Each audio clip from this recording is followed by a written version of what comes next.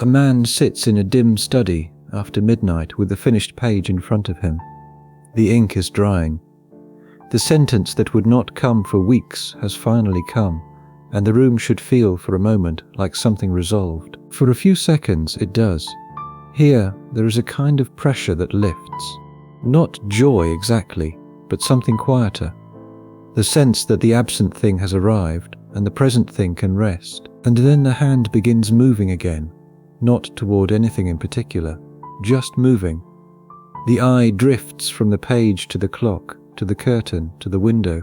The relief has already started to thin, and nothing in the room has changed to cause it. And that is the crisis Schopenhauer forces us to stay with. Not the crisis of wanting something and failing to get it. And that is a story about bad luck, or effort, or wrong objects. What we are seeing is the other crisis. The thing arrived, the satisfaction appeared and then receded, and the wanting has already begun to take a new shape. If Schopenhauer is right, this is not ingratitude. It is not a modern sickness. It is not a private defect that a more grateful or disciplined person would avoid. It is something closer to the structure of desire itself, the way wanting is built. The question is simple to state.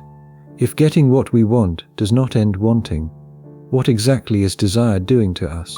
By the end of tonight, we will have followed that question from the first feeling of lack to Schopenhauer's strange and severe account of the will, through the moments when art and compassion seem to offer relief, and into the hard question of whether any escape from the loop is actually available. Then we will test whether his answer holds, what survives the strongest objections, what has to be qualified, and what the investigation reveals even if we do not accept everything Schopenhauer claims. The question is about desire, and it has been waiting a long time for an honest answer. If you enjoy thinking through questions like this with us, subscribing helps others find them too. Sharing the video helps even more. Let's begin.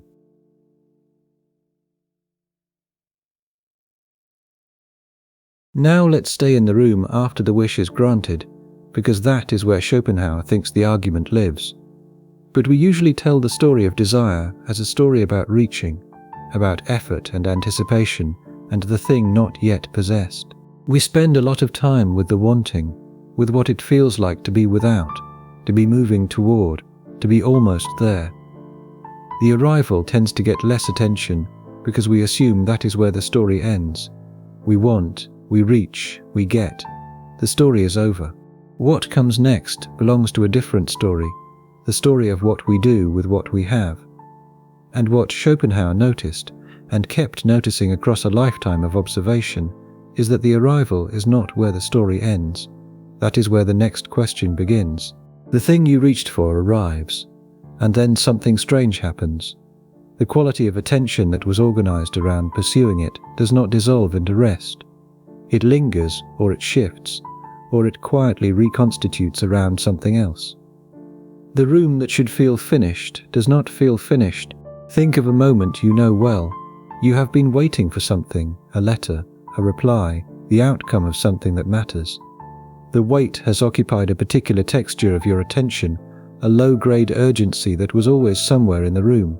And then the letter arrives, the reply comes, the outcome resolves in your direction, and for a moment the pressure lifts. But here is what Schopenhauer wants us to notice about that moment. The relief is real. He is not asking us to deny it, and the thing did what it was supposed to do. It removed the pressure that had been building. What is strange is that the removal is brief in a way we did not expect. Not brief because the thing failed, but brief in a way that seems independent of whether the thing succeeded. The object is there, it is exactly what was wanted, and the rest still does not arrive. So we do not usually pause at this. We move quickly to the next explanation. Maybe the object was the wrong one, and maybe we were tired.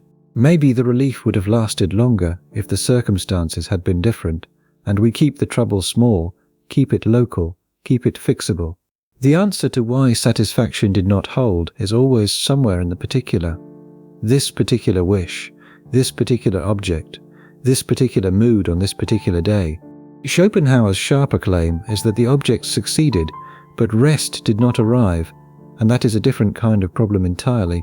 Not a problem about this particular satisfaction, but about satisfaction as such, and not about what we chose to want, but about the wanting itself. The ordinary reading of a sentence like that would be, "So what? People want things, get them, move on to the next thing, and that is just the rhythm of a life, and that is not a crisis." That is how living works, and there is something right about that response. The rhythm of desire and satisfaction does carry ordinary life forward, and we do not spend all day in philosophical distress about the thinning of relief. We move to the next thing, and Schopenhauer accepts that. He does not deny that the rhythm exists, or that it carries us through ordinary days. What he wants is to slow the rhythm down and ask what it reveals. Because the rhythm, when you look at it long enough, starts to look less like the normal movement of a fulfilled life, and more like a mechanism, something operating below the level of any particular wish. A structure that was there before this desire formed, and will be there after it is satisfied, generating the next desire in its own time. Here is where the argument takes its first step. We expect desire to behave like a path. We want something, we move toward it, we arrive, and the arrival ends the path. We rest at the destination, and that is the intuitive shape of desire. It is a movement toward a terminal point. And if the terminal point were genuinely terminal, this would be a satisfying story. But what we observe, what Schopenhauer wants us to observe slowly, and without rushing to explanation, is that the terminal point does not terminate. The rest does not rest. The arrival arrives, and then opens into the next movement. The finished page is done, and the hand is already looking for the next page. The appetite is satisfied, and the body is already recalibrating toward the next meal. The recognition arrives, and the imagination is already constructing the next moment of possible recognition. A small example carries more weight than a large abstraction. Think of the eye that returns to the curtain. You have finished the page, or the meal, or the task, and nothing is obviously wrong. And yet the eye moves, and the attention drifts. The mind is already beginning to reorganize itself around some new pressure that has not yet become vivid enough to be called a desire. What we are seeing is what Schopenhauer thinks we need to inspect, not the wanting, but the moment just after wanting, because that moment suggests something about what desire was doing all along. It was not creating a path to an object, it was organizing experience around an absence, and the absence, once filled, reveals that the organization itself was the mechanism, not the path, not the object, not this particular wish, but the organizing pressure that was always running beneath the particular. We know this from small experiences before we know it from philosophy. The meal that was urgent before appetite fades differently once hunger is gone, and the possession that seemed necessary last week sits differently on the table this week. The applause that seemed like it would matter diminishes before the next performance is even planned. The long-awaited recognition, once received, becomes the baseline from which the next insufficient recognition will be measured. None of this proves Schopenhauer's full system, but it is the material he is working with, and it is very ordinary material. What popular readings of Schopenhauer tend to say is that he is the philosopher of gloom, the man who told us life is misery and we should want less. That reading is not entirely wrong, but it misses the specific move he is making here. He is not beginning with a verdict about life. He is beginning with an observation about satisfaction. The observation is this: getting what we want does not produce the rest that wanting seemed to promise. And his question is why? That question is sharper than it first looks, because the ordinary answers do not quite reach it. If the problem were that we want wrong things, the solution would be to want better things. If the problem were that we want too much, the solution would be to want less. But Schopenhauer is pointing at something that survives both corrections. Even the right object, even the well-chosen desire, satisfied fully and cleanly, produces only the temporary settling we have been describing. The structure of the dissatisfaction is not in the objects we choose. The dissatisfaction lives in the act of wanting itself. The published first edition of The World as Will and Representation appeared in 1818 when Schopenhauer was 30 years old. It was largely ignored. The book, he was convinced, was one of the most important written in centuries, sold poorly, and attracted little notice for years. He went on to schedule his Berlin lectures at the same hours as Hegel's, which most of the students attended, while his room sat nearly empty. He spent decades watching a philosopher he considered dishonest and shallow become the defining intellectual figure of his era. None of this is the argument, but it may help us understand why the observation came to him with such force. He lived the desire loop at an unusually large scale. He wanted recognition, wanted it intensely and for a long time, and when it finally came in his 60s with the success of Parega and Paralipomena, he observed that fame arriving late had a particular quality. He was right that the pattern existed. His biography did not create the pattern, and it made him unusually attentive to it. The first turn is this: the object succeeded, but rest did not arrive, and that sentence changes how we read everything that came before. If satisfaction is not the end point that desire promises, then what was desire pointing at? Not this object, apparently, not this relief, and something else, or nothing in particular, or the movement itself. We can feel the shared condition in this without accepting any large philosophical claim. We know how the opened letter creates new questions, and we know how the completed task reveals the next task waiting. We know how recognition, however genuine, does not finally settle the wish for recognition, but merely adjusts the baseline from which the next inadequacy will be felt.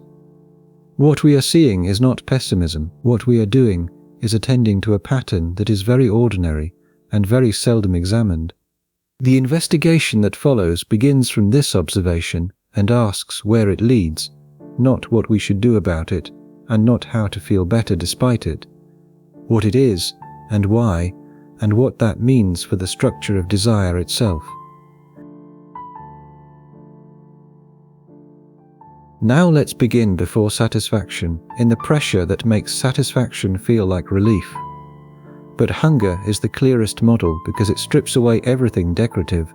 Before food becomes a pleasure, the body is already doing something else, and it is already generating an ache, a low and insistent pressure that rearranges attention, makes certain objects vivid, pushes the mind toward the kitchen. That pressure is not neutral.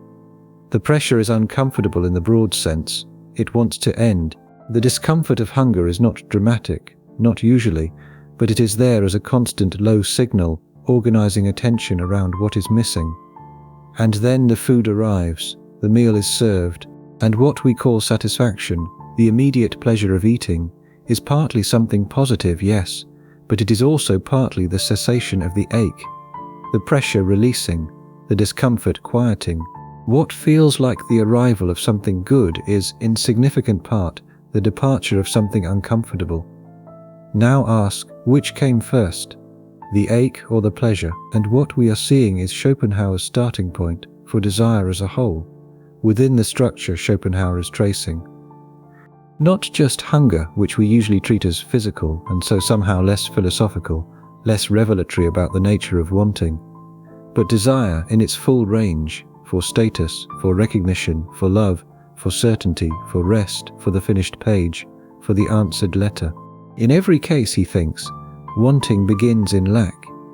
It begins in a felt deficiency pressing for removal. So, in the world as will and representation, he puts it this way: all willing arises from want, so from deficiency, and so from suffering. And that is a strong formulation, and it is worth sitting with each step slowly. Willing arises from want. And that is the first step. Willing is not generated by the presence of something attractive, pulling us forward into a desired state. Willing is generated by the absence of something needed or wanted, pushing us away from a current state of deficiency. We want because we lack, not because we see and desire. Arising from deficiency is the second step. The want is a deficiency, a gap, a felt hole in experience, inside the movement we are following. Not just an abstract awareness that something is missing, but a felt pressure created by that missing thing. The deficiency presses. The deficiency is experienced as urgency, as restlessness, as the inability to be settled in the current state. And so from suffering is the third step. Deficiency is not neutral, it hurts, in the broad sense of that word, and not always acutely, not always dramatically, not always in a way we would use the word suffering to describe in ordinary conversation. But it presses, and pressing is uncomfortable, and discomfort at its root is what suffering means before we reserve the word for its most dramatic forms. That claim is sharper than it sounds when we first hear it. We usually tell ourselves a sunnier version of desire. We imagine we are drawn toward goods, toward beautiful things, toward worthwhile things, toward experiences that enrich us. The desire for music seems like attraction to music, not like pain at its absence. The desire for understanding seems like the pull of an interesting question, not like the discomfort of ignorance. We experience desire mostly from the forward-facing side, the imagined good ahead, and not from the backward-facing side, the discomfort of the current lack. Schopenhauer is saying, look at the backward-facing side, and when we do, something shifts, and the object appears beautiful because it promises to end the ache. The object is luminous before we have it and ordinary after, not because we are ungrateful, but because the luminosity was always partly the glow of an absence that needed filling. The object was shining with borrowed light, the projected light of our hope that it would resolve the pressure. When the pressure resolves, the borrowed light returns, and the object sits in ordinary illumination. This reordering matters because it changes what satisfaction is doing.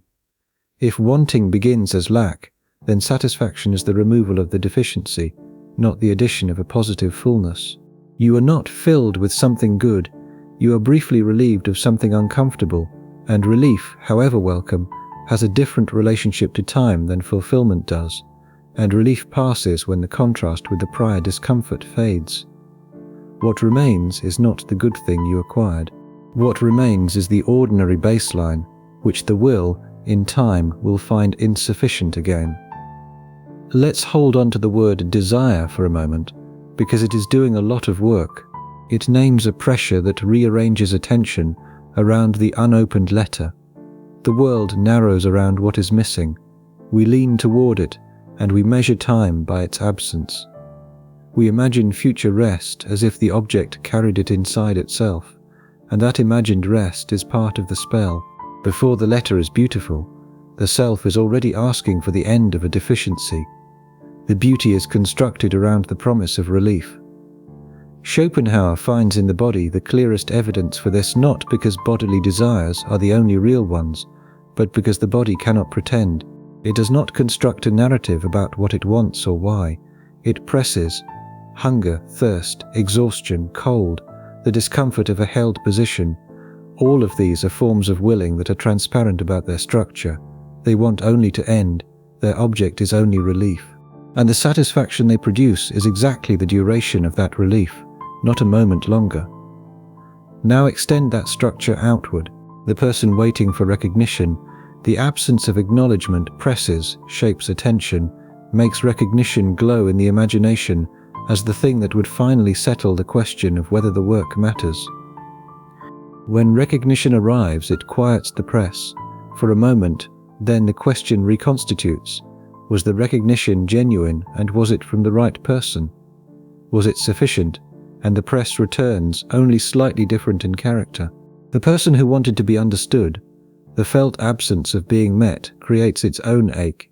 When understanding arrives, the ache recedes, but the next conversation begins from the same underlying structure. The next moment of not quite being met will press again.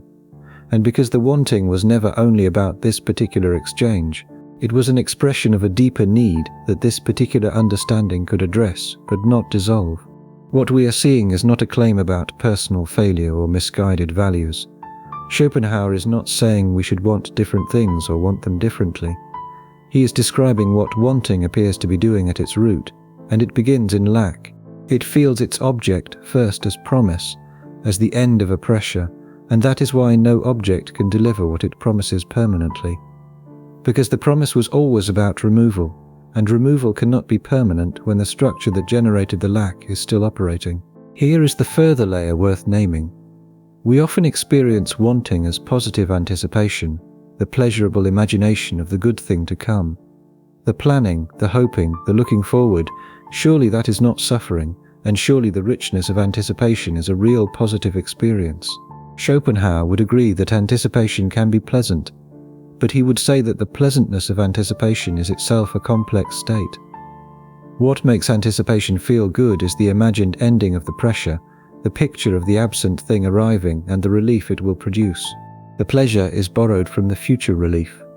The future good is already casting its shadow backward, and when the future arrives and becomes the present, the borrowed pleasure has to be repaid in the encounter with the actual bounded object, which is never quite the imagined perfect resolution. Here is a test we can apply to any desire to see whether this account holds. The test is to ask, what would it mean to never have felt the lack in the first place? If you had never been hungry, would food taste beautiful?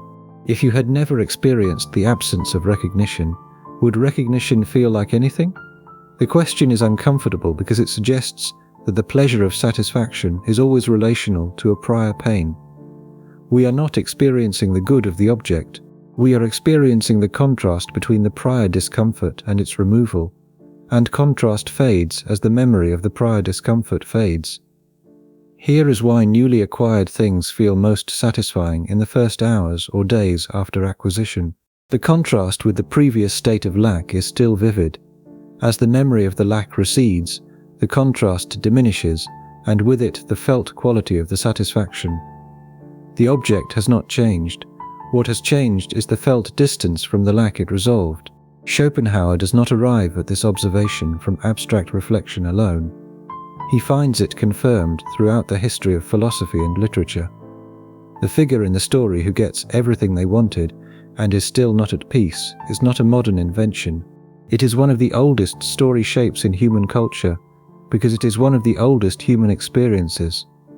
The successful merchant who is restless, the celebrated artist who is dissatisfied, the conqueror who looks around at the conquered territory and finds nothing that answers what the drive for conquest seemed to promise. What follows from this for the argument is that satisfaction is not just temporary in the sense that it eventually fades. Satisfaction is temporary in its very structure. It was never going to be permanent because it was never a positive fullness. It was always the removal of a deficiency, and deficiency returns when the contrast with the previous removal fades. The will that generated the original lack is still running. It will generate a new lack in due time, and when it does, the old satisfaction will have become invisible, absorbed into the new baseline that the previous relief established. So the first philosophical move is this: satisfaction feels like arrival because desire felt like absence, and relief feels like happiness because the prior state was a kind of suffering. And that relationship, absence becoming pressure, relief becoming happiness, happiness thinning into ordinary quiet becoming absence again, is what we are going to trace through the rest of the argument.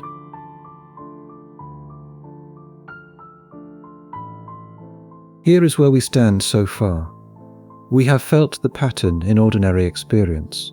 The wanted thing arrives, and something thins. We have traced Schopenhauer's first move. Wanting begins in lack, so satisfaction is partly the removal of a deficiency, rather than the acquisition of a positive fullness.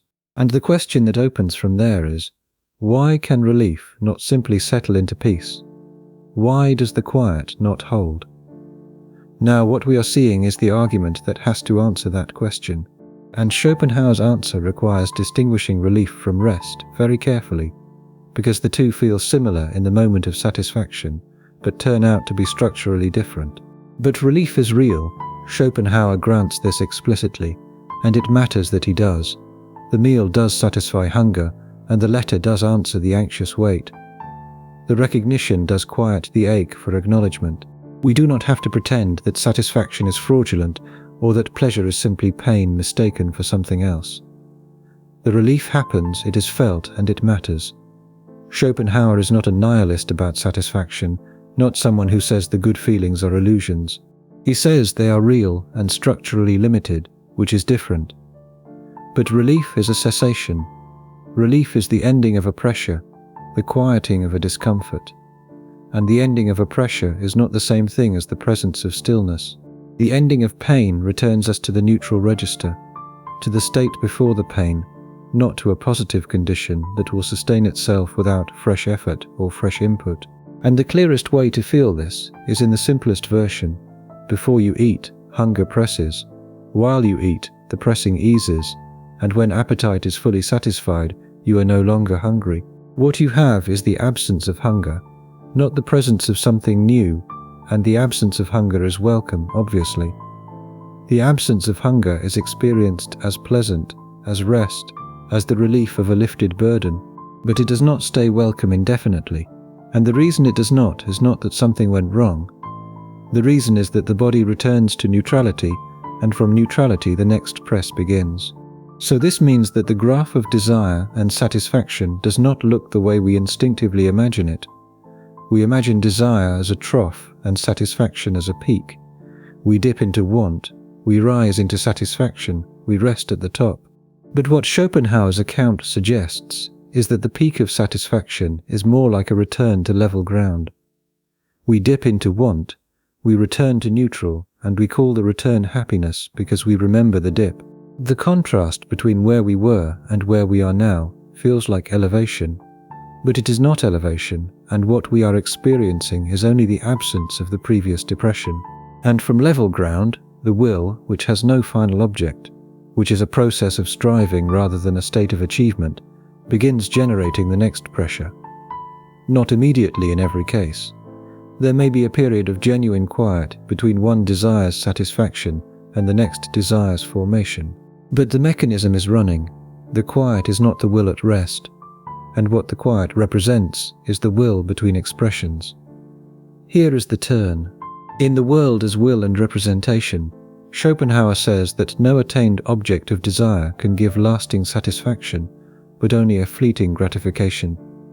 He adds that for one wish that is satisfied, there remain at least 10 which are denied. The ratio may be rhetorical in its precision, but the point beneath it is the one we are tracking. The architecture of willing is weighted heavily toward ongoing pressure, and the moments of relief are genuine but local.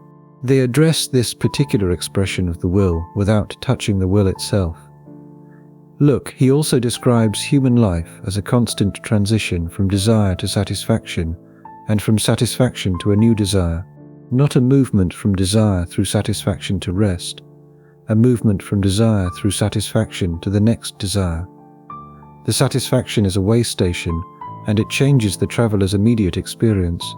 The current pressure eases. It does not change the traveler's condition, still moving, still reaching, still within the machinery of the journey. We sometimes catch this in the experience of anticipation versus arrival. The anticipation of something good can feel, while it lasts, as rich as the thing itself. In some cases richer, because the imagination can furnish the future with everything we hope for. The imagined meal is perfectly suited to the current hunger. The imagined recognition is exactly adequate to the current need for acknowledgement. When the actual thing arrives, it is specific, bounded, and limited in ways the imagined version was not. The actual meal is this meal at this temperature with this texture. The imagined meal was a perfect resolution of an ache. This does not mean the actual thing is worse than imagined, it means it is real, and real things fill only what they fill, and the will's appetite is, by Schopenhauer's account, larger than any specific object can address. So every specific object will satisfy a particular shape of the hunger and leave the rest of it intact. Here is something worth acknowledging at this point in the argument. We can see that Schopenhauer is describing something real without yet accepting his full system. Even someone who resists his metaphysics, who does not want to grant that the will is the thing in itself operating through human desire, can recognize the pattern at the psychological level.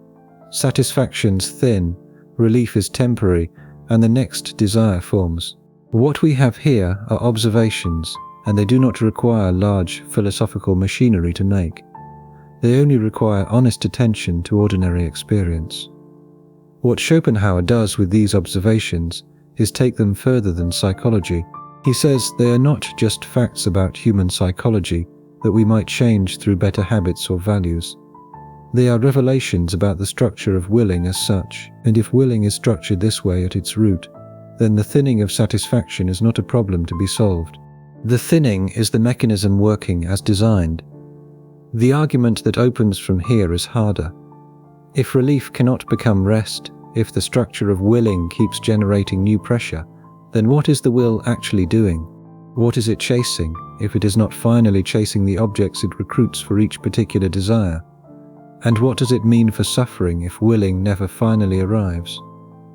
Let's be honest about what this account asks us to accept. It asks us to see the most welcome experiences in ordinary life, the meal, the recognition, the completed task, in a different light. Not as arrivals, but as way stations, not as fulfillments, but as temporary pauses in an ongoing motion. What we are seeing is a hard thing to accept when the meal is good and the recognition is genuine and the task was worth doing. But Schopenhauer's account is not asking us to deny the goodness of those experiences.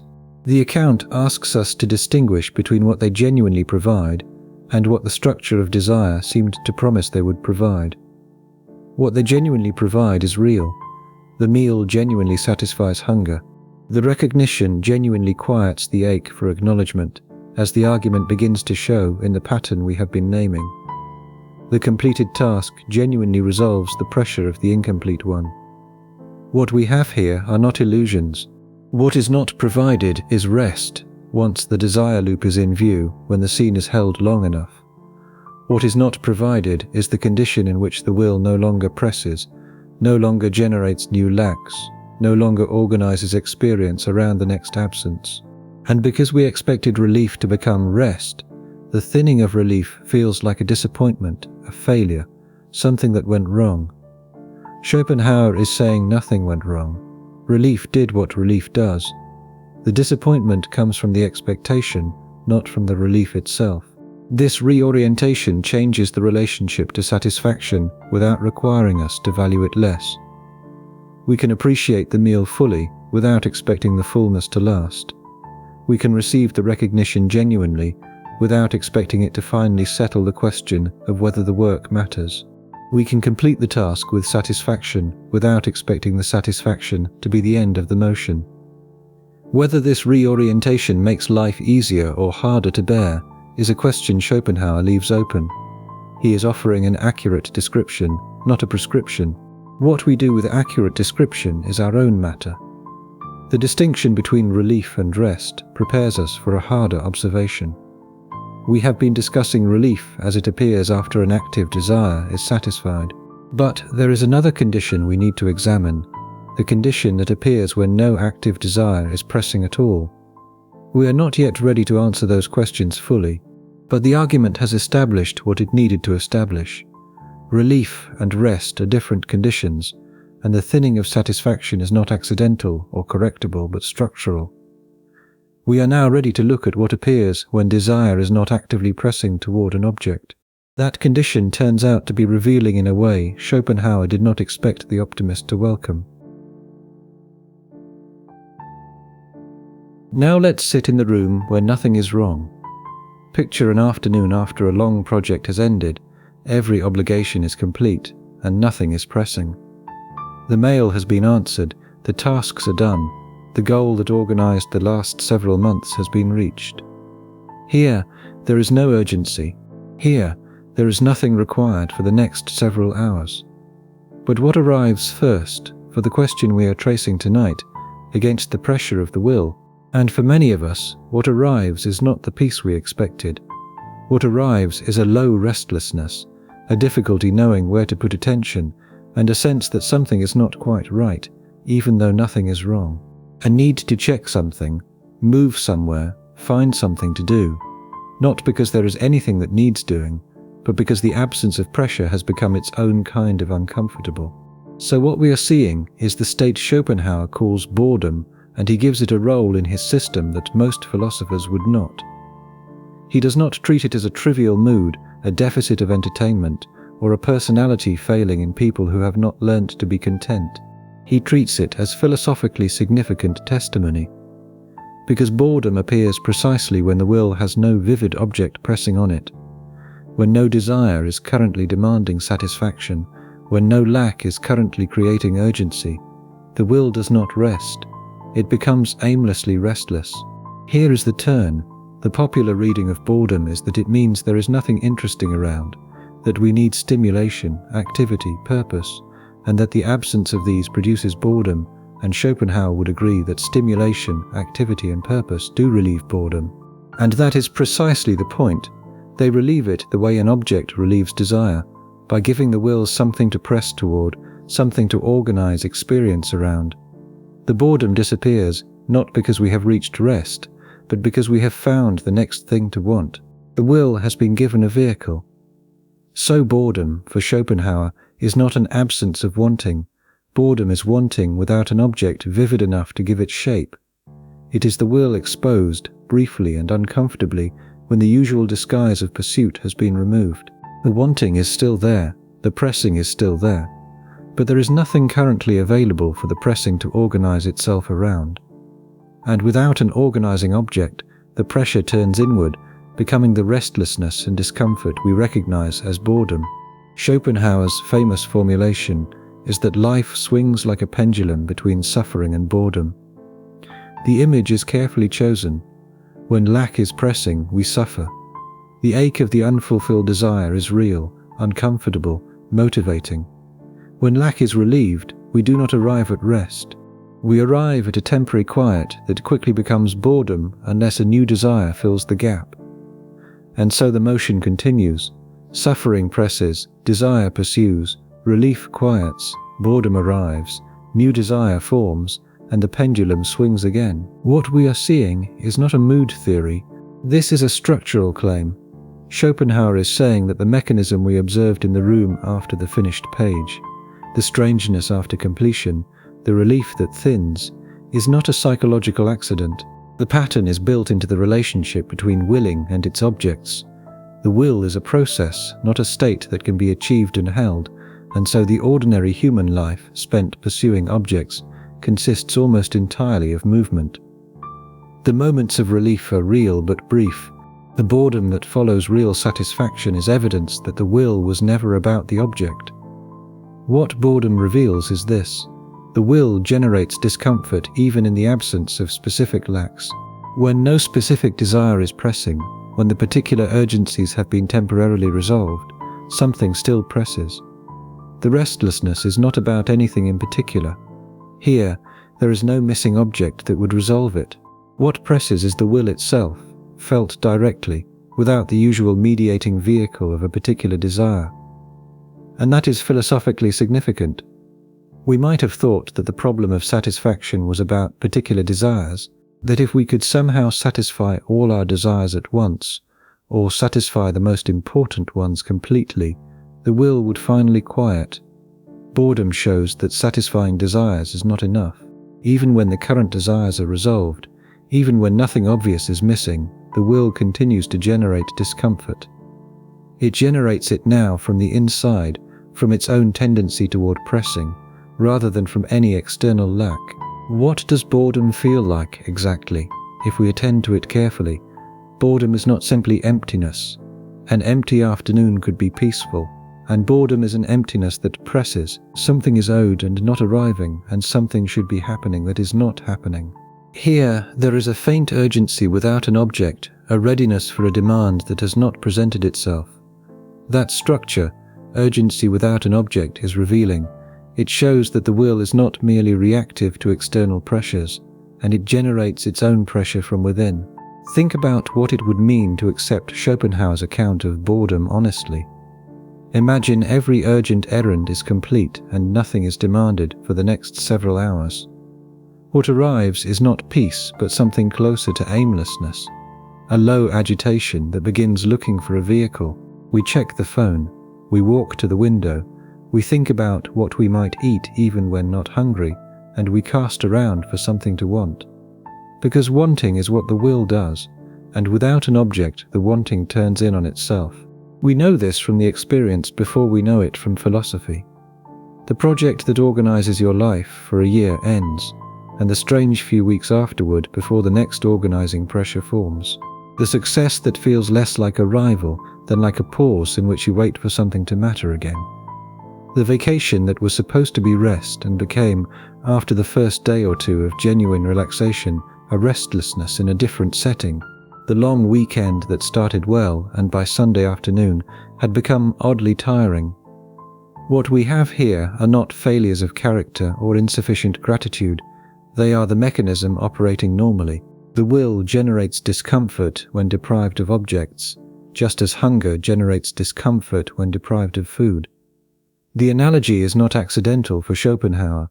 Boredom is the hunger of the will, the ache of striving without a current object. The philosophical consequence of this is significant.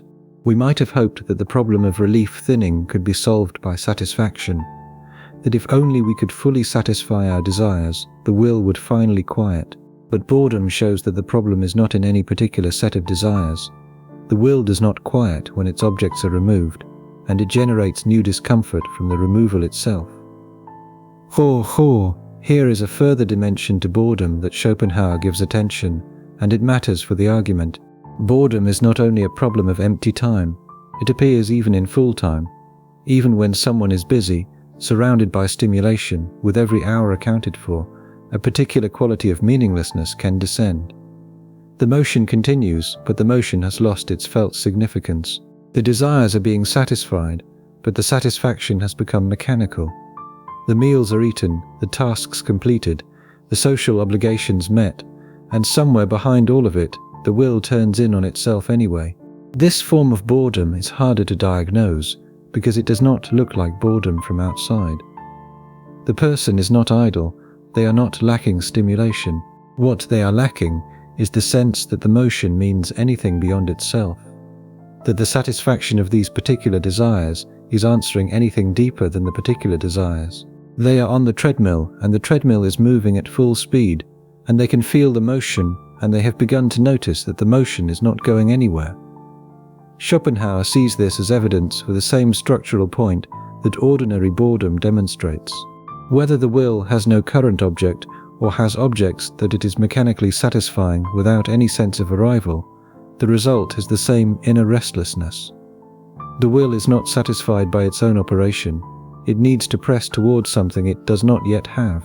The moment it runs out of things to press toward, or the moment the pressing becomes too routine to maintain the feeling of genuine pursuit, the underlying restlessness surfaces. The practical person's response to boredom is always to find more things to want, more projects, more goals, more stimulation, more variety. And this response works up to a point. New desires arise, the will finds new vehicles, the pressing resumes its organized form. But the response is working by feeding the mechanism, not by addressing it. Each new desire is another spring from the underground river. The river is still there. It will need new springs when the current ones have been satisfied. Boredom reveals the machine not as a malfunction but as normal operation. The machine is the will, and it runs continuously, pressing whether or not there is currently an object adequate to organize the pressing into desire. The fact that we find boredom uncomfortable, that we immediately look for a vehicle to give the pressing its usual shape, is evidence that we have understood something about the will without being able to name it. We know, before we know it philosophically, that the will cannot rest. Boredom is the moment when that knowledge becomes inescapable. Now let's be careful with this word. But Schopenhauer uses will in a way that is easy to misread, and the misreading leads somewhere that has nothing to do with what he actually argues. We tend to hear will and think of willpower, the force of personal determination, the quality of someone who persists, disciplines themselves, chooses deliberately. And that is not what Schopenhauer means. His will is something older and stranger and far less under the control of the person who exercises it. The confusion matters because if we hear will as personal willpower, then the whole argument seems to be about self-discipline, and it is not, and begin with the body before the metaphysics. The body wanting before the mind has composed a reason. So you wake before a thought has formed, and you are already oriented toward water. The body has been thirsty for hours, and the desire has organized itself below any conscious decision. You are startled by a sudden noise before you have assessed whether it is dangerous. The flinch has already happened. The sexual drive arrives with its own logic, independent of what the reasoning mind thinks is appropriate or timely. The hand reaches for the phone before the thought that justifies the reach has formed. The anger rises before the deliberation about whether the anger is warranted. Here is the turn. In each of these cases, the wanting comes before the deliberation, and the pressure is already there before the self claims it. And the self, when it arrives at the situation, finds the wanting already in progress. It did not generate the wanting, it discovers it already underway and then constructs a narrative around it. I was hungry, I was tired, I was startled, I was drawn to something. Look, what we are seeing is Schopenhauer's first move, to locate the will in experience before it becomes reflective. He is pointing at the striving that the body is already doing, independently and persistently, that rational choice can direct but did not create and cannot finally control. You can decide which meal to eat, you cannot decide not to be hungry. You can reason about whether to express your anger, and you cannot decide not to feel it. You can reflect on whether a desire is worth pursuing, and you cannot prevent the desire from arising. Think about this. The will, in this sense, is what is already happening before you decide what to do about it. From there, Schopenhauer makes the metaphysical move that is the most ambitious part of his philosophy. He says that this pressure, this blind, continuous striving that we meet most directly in our own bodies, is not just a feature of human psychology. This pressure is the nature of reality at its root. To understand this, a small amount of Kantian background is necessary, though we do not need to go deep into Kant to use it. Kant argued that the world we know, the world as it appears to us, is structured by the forms of our cognition. Space, time, causation. These are the glasses through which we inevitably see the world. We cannot encounter the world without these forms any more than we can see without eyes. What reality is in itself, independent of how it appears to our knowing minds, Kant called the thing in itself, and he said it could not be known. It was the reality behind the appearance, permanently inaccessible to the knowing subject. Schopenhauer accepts most of this, but takes it in an unexpected direction. He says, we do have access to the thing in itself, but not through outer perception. We have it through inner experience, through the feeling of our own willing. When I feel hunger or desire or the impulse to move, I am not perceiving something external. I am in direct contact with the inner character of reality as it is in itself, not filtered through the forms of outer appearance. The thing in itself, the reality behind the world as it appears, is will, and we meet it from the inside, in our own striving. He then extends this claim outward as the whole account starts to tighten, while the larger problem remains in view. Everything in nature, not only human beings, is an expression of the same underlying willing, the force that pulls the planets, the growth drive of a plant turning toward light, the magnetic attraction of metals, the fall of rain. These are all in his system expressions of the same blind striving that we feel inwardly as desire. The will is not a human attribute. The will is the inner character of all that exists. Now, this extension is philosophically large, and we will test it later once the full system is visible. But for the argument we are currently tracing, what matters is what the will is not. The will is not rational, it does not have a plan, it does not aim at any final goal, and it is only striving, pressing, continuing, without any terminal destination. It strives the way a river flows, not because it is going somewhere important, but because the motion is what it is. Think of the will as an underground river. Individual desires are springs that emerge from it. This hunger, this wish for recognition, this longing for the completed page. Each spring can be dammed or satisfied or redirected, but the river continues underground, and damming one spring does not reduce the river. It finds another outlet, or pushes upward somewhere else, or continues pressing below the surface. Individual wishes arise because the will is expressed through individual beings with particular bodies, particular histories, particular lacks. The wish for this meal, this recognition, this finished page. These are the shapes the will takes in a particular life. But the will underneath each of them is the same movement, pressing, continuing, without final object.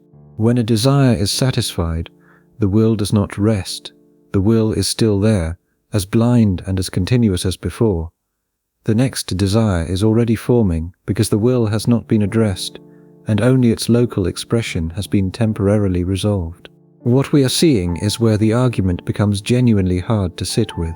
If the will is not a feature of individual psychology, but the inner character of reality itself expressing itself through willing beings, then the question of escape from the desire loop is much more serious than it first appeared. We cannot escape it by wanting better things, because the will does not care about the quality of its objects. We cannot escape it by managing our desires more wisely, because wisdom operates inside the mechanism. We cannot escape it by becoming more disciplined or more grateful, because discipline and gratitude are themselves expressions of willing. We have been thinking of the problem as a problem of desire, which implies that the solution would be a different or better relationship to desire. Desire better things, desire more moderately, desire with more awareness. But if desire is an expression of will, and will is the inner character of reality operating through us, then the problem is not in any particular configuration of our desires. The problem is in the fact of willing itself. The question of whether Schopenhauer is right to extend the will from human psychology to the inner character of all reality is important and genuinely difficult. We will test it once the full system is visible. But even if we set the metaphysical extension aside, the psychological observation is striking and worth holding.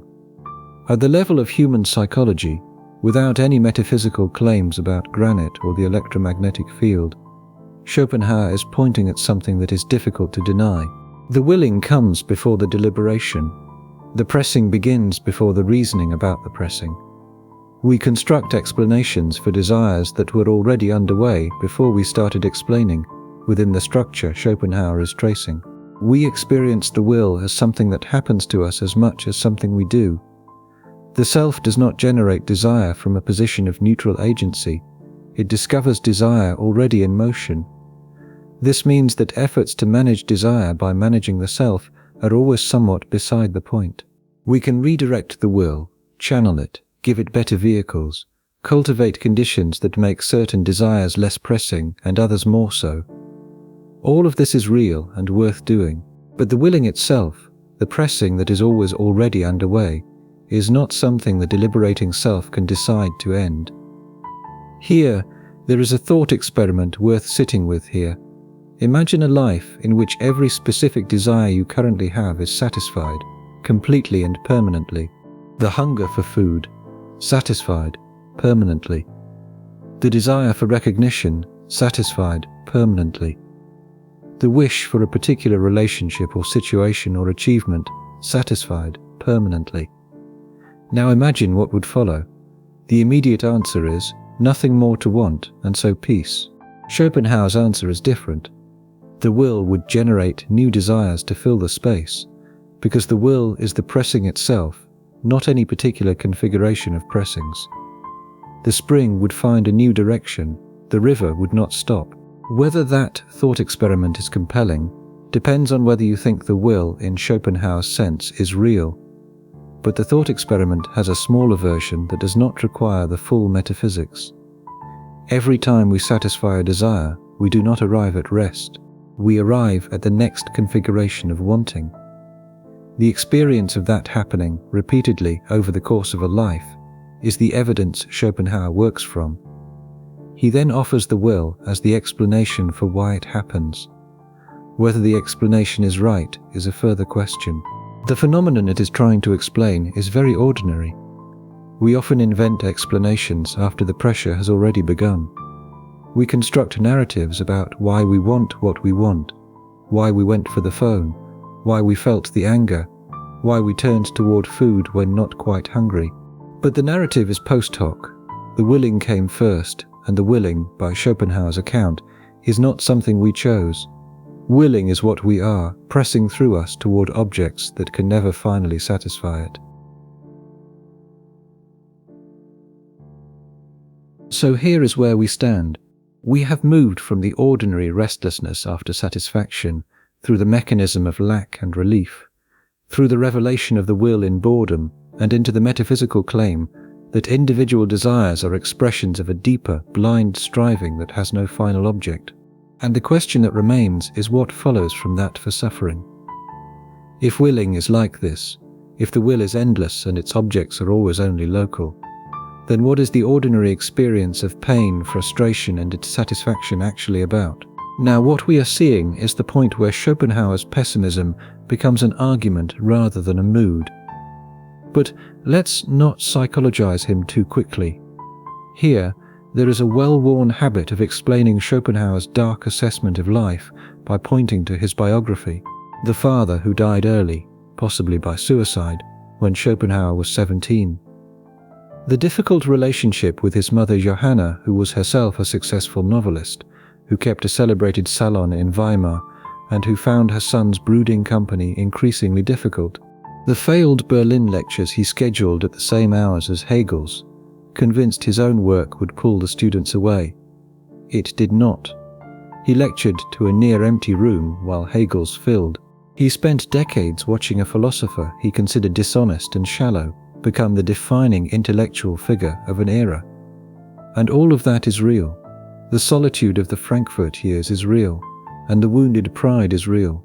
The decades of obscurity, while work he believed to be essential went unread. That is a real biographical fact with real psychological weight. But biography cannot carry the argument. The argument stands or falls on whether it accurately describes the structure of willing life, not on whether Schopenhauer had a difficult time. The biographical details are texture. They may help us understand the rhetorical sharpness of some of his formulations. What they cannot do is prove or disprove the claim that suffering is structurally embedded in willing. So the claim, stripped of biography, goes like this. Here is the turn. If will is continuous striving with no final object, then every moment of not yet satisfied desire is a moment of suffering in the broad sense. What we are seeing is not suffering in the dramatic sense, not acute pain or crisis. What we are describing is the low-grade pressure of lack, the ache of the unfulfilled, the background dissatisfaction that is always present because the will is always generating new expressions of want. Look, the satisfied moments are genuine, but they are brief, and between them and after them the mechanism continues. Think about this. Schopenhauer puts it plainly, in the world as will and representation. The satisfaction of a wish ends it, but for one wish that is satisfied there remain at least 10 which are denied. He extends this into a more general claim. The more vivid and capable a person is, the more clearly they will feel the suffering inherent in willing life. Greater intelligence does not produce greater contentment. It produces greater awareness of the mechanism, and so greater sensitivity to its operation. What we are seeing is counterintuitive inside the movement we are following, as the argument begins to show. We tend to assume that better understanding, better circumstances, better objects of desire will produce better satisfaction. Schopenhauer says the opposite. More understanding means more clearly felt suffering, because understanding means seeing the mechanism more fully and being less able to lose yourself in any particular desire's promise of relief. What makes this claim hard to dismiss is that he grounds it not in personal unhappiness, but in the structure he has already established. If desire begins as lack and satisfaction is its temporary cessation, then desire is by definition a state of suffering in the broad sense. And since desire is the will's ordinary mode of operation, willing life is ordinarily a state of suffering. The good moments are real. They are also precisely as real as the structure allows. Temporary cessations of pressure, not positive additions to life's total. The first half of the pendulum is suffering. The second half, what comes after relief, is boredom. And boredom, as we have already traced, is not the absence of suffering. Boredom is a different form of it, the will without an object, turning in on itself, generating restlessness without direction. So the pendulum does not swing between suffering and peace, and it swings between suffering and boredom. Neither extreme is rest. What Schopenhauer's pessimism claims, then, is not that nothing good ever happens. Good things happen, pleasures occur, and genuine connections form. Art produces moments of something that feels like peace, and he is not denying any of this. He is making a structural judgment that the machinery of willing life produces suffering as its ordinary operating condition, not as an interruption. What we are seeing is different from saying that life is without value, or that nothing is worth doing. He is saying that the system within which we do everything we do is a system weighted towards suffering, and understanding that weight is part of understanding what we are. The optimist says suffering is what happens when things go wrong, and things usually go right. Schopenhauer says suffering is what happens when the will is operating normally, and it is always operating normally. What we are seeing is the move that is hardest to accept. We instinctively feel that something must have gone wrong in our circumstances, our choices, our values, whenever dissatisfaction appears. We explain it locally, we keep the trouble small, but Schopenhauer is saying that underneath all the local explanations, there is a structural fact. A life spent acquiring objects, satisfying desires, improving circumstances, and managing expectations is a life spent working within the mechanism. The mechanism itself is not something that local corrections can dissolve. Here, there is an objection here that is too strong to skip. Think about the moments of genuine joy. The birth of a child, the absorption in creative work, the full attention of someone who loves you, the rare occasion when everything goes right at once. These do not feel like the temporary cessation of a pressure. They feel like something positive and complete. Schopenhauer has to account for this. His answer is that even genuine joy is embedded in the willing structure, and the joy of new love is real. The joy is also generated by a creature that is pressing, hoping, fearing, and that joy will be followed by anxiety about its continuity, by the fear of its ending, and eventually by grief or its diminishment. The joy does not cancel the structure, it exists inside it. This may feel like an overly dark accounting of something beautiful, but Schopenhauer would say, the fact that the accounting feels dark is not evidence that it is wrong. We resist the conclusion because we want a different conclusion, and that is itself willing. The resistance does not refute the description, and it illustrates it. Here, there is one further consequence of Schopenhauer's pessimism that deserves attention before we move to his proposed responses.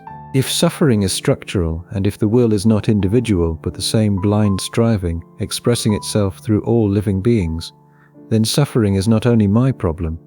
Suffering is the condition of every willing creature. My competitors, my rivals, the people I resent, the people who have what I want, they are all inside the same mechanism. Their desire begins in lack. Their satisfaction is temporary. Their will keeps pressing beyond what any object can finally address. What we are seeing is the metaphysical ground for Schopenhauer's ethics of compassion, which will matter when the question of other people enters the argument. If suffering is structural and universal, then the appropriate response to another person is not the egoistic calculation of how their situation affects me, but the recognition that their situation and mine are structurally the same. We are all expressions of the same restless will, pressing through different bodies toward different local objects, but caught in the same loop. This does not immediately make life easier. Recognizing that your competitors suffer the same mechanism does not reduce the competition or the suffering, but it does change the register in which the competition occurs, and it does change the character of the response available. Not triumph at another's loss, not envy at another's gain, but something closer to the recognition of a shared condition. Whether this follows from his metaphysics alone, or whether it requires additional moral premises, is contested. But for the argument we are tracing, what matters is that Schopenhauer's pessimism is not a lonely individualism. It is not the philosophical expression of personal defeat. It is, in his own framing, the basis for a particular kind of solidarity. We are all in the same machinery, and the machinery is the condition, not a failure to be overcome by better choices. He is not asking us to feel gloomy. He is asking us to inspect the mechanism clearly, without the usual reassurances. When we do, what we find is that suffering is not an accident of bad circumstances. Suffering is what willing life produces as its ordinary output. The question that follows is whether anything can interrupt that output, and that question is where the argument moves next. Have together forced open. If suffering is structural, if it follows from the nature of willing itself, and not from the particular badness of individual circumstances, then what could possibly interrupt it? Now, not a better object, we have seen why that does not work, The will generates new lacks as fast as objects resolve the existing ones, and getting better at acquiring better things only refines the mechanism. It does not step outside it, but not more discipline or better choices, those operate inside the mechanism. The disciplined person is still willing, just more efficiently, and the person with better values is still pressing, just toward more worthwhile objects. Both remain within the structure of lack, pursuit, and temporary relief. And something has to happen that is not more willing. Something has to change the mode of being in relation to objects, not get better objects, but stop relating to objects through wanting altogether. For the duration of the change, the will must fall quiet without being fed. So what we are seeing is what Schopenhauer finds in aesthetic experience, and his account of it is one of the more genuinely interesting moves in his philosophy. Here is the turn. Have we ever looked at something so intently that for a moment, wanting fell away? Not looked at something while planning to use it, or own it, or show it to someone, or compare it to what we already have. Just looked. The object is there, you are here, and the usual structure, where the world appears organized around what I lack, what I need, what I can do with it, has gone quiet. You are not thinking about the object, you are seeing it, and the distinction between those two is, for Schopenhauer, the distinction between ordinary perception and aesthetic experience.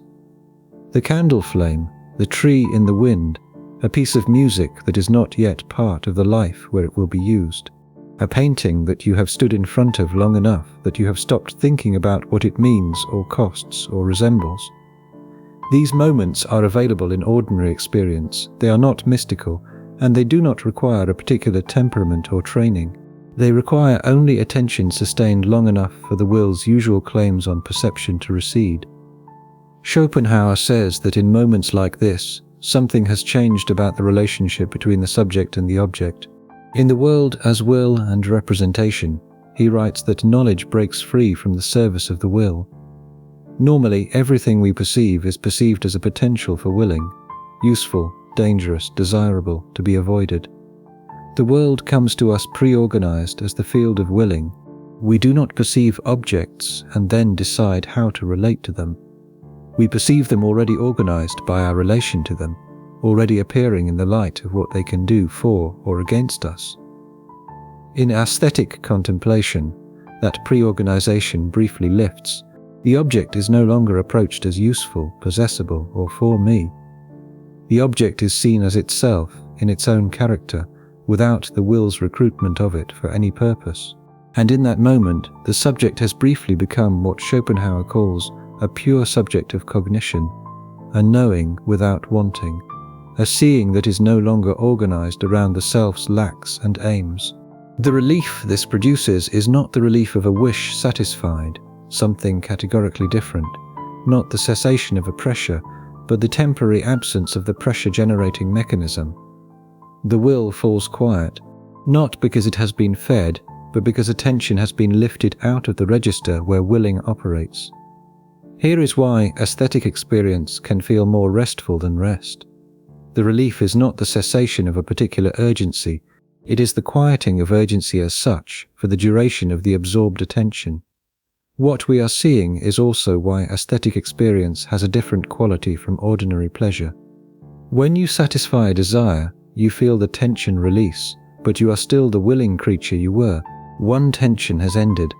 The machinery is still running. When you are genuinely absorbed in a piece of music or a painting, the sense of self as a desiring creature is briefly suspended. You are not the person who lacks temporarily relieved. You are something closer to pure attention without agenda, and seeing without the self's usual claim on what is seen. Schopenhauer gives genius a special place here. The genius, in his account, is someone with an unusual capacity for will-less perception, for seeing objects as they are, rather than through the screen of personal interest. This capacity is what allows great art to reveal the essential character of things, rather than merely depicting them as furniture for human needs. The genius can sustain the will-less mode of perception long enough to see what ordinary perception, organized by the will, passes over, and then the genius can show it. The showing is the art. But even ordinary aesthetic experience in quieter form produces something of this suspension. Most of us know moments when the self was briefly not pressing against anything, when attention was full without being urgent, and when the usual chatter of desire went quiet, standing in front of something long enough that usefulness disappeared, listening to something with enough attention that the who I am and what I need fell away for a moment. What we have here are not rare mystical experiences. They are available in ordinary life, and Schopenhauer treats them as philosophically significant, not because they are beautiful, but because they reveal a mode of existence that is not organized around the will. But then the music ends, and this is what the interval teaches, and also what it limits. The will returns, in the pattern we have been naming, once the desire loop is in view. The practical world reclaims attention. The usual organization of experience around what I lack and what I need reasserts itself. Aesthetic experience is an interval, not a destination.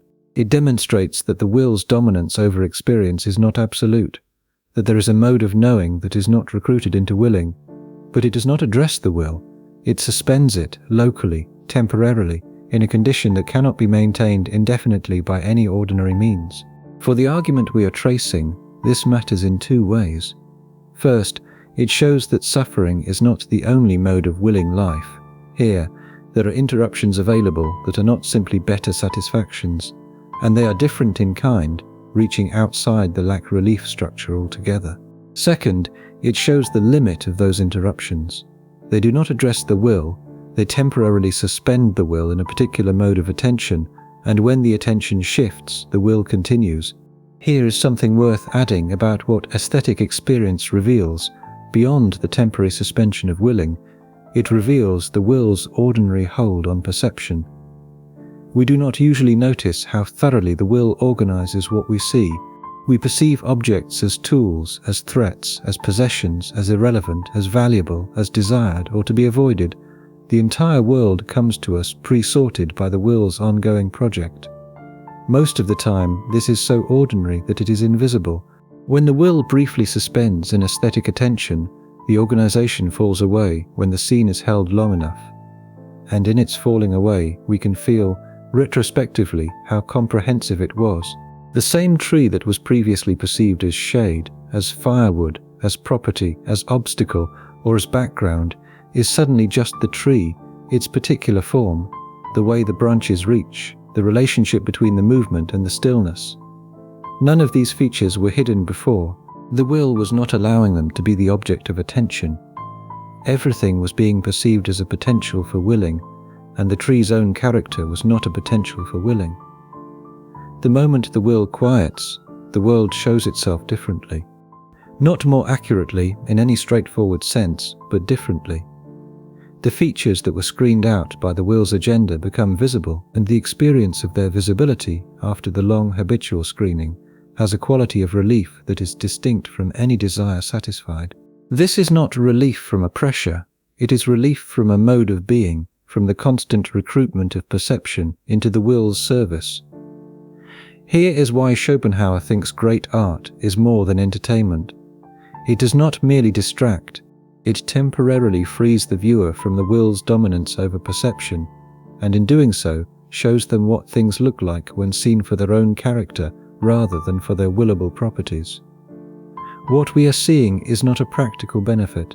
The knowing is not something the viewer can take back to the world of willing and apply, but it is a genuine form of knowing and a genuine, if temporary, form of liberation.